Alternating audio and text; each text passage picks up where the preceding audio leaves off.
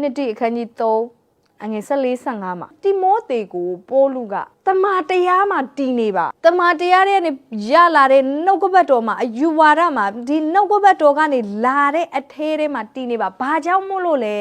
နောက်ဆုံးသောကာလမှာအမျိုးမျိုးသောလူတွေရဲ့အမြင်တွေပေါ်လာမယ်တယောက်တစ်မျိုးသူတို့ရဲ့ခံယူချက်တွေပေါ်လာမယ်တမန်တရားနဲ့မညီတဲ့ခံယူချက်တွေလောကရဲ့ social media တွေမှာဒါပေမဲ့အဲ့ဒီအရာတွေပုံမှာကျမတို့ကသွားရမှာမဟုတ်ဒီမှာကျမ်းစာအတိအလင်းပြောတယ်ဘာလို့နှလုံးသွင်းရမလဲနှုတ်ကပတ်တော်ကိုနှလုံးသွင်းရမယ်အဲ့ဒါမရှိဘူးဆိုရင်ကျမတို့က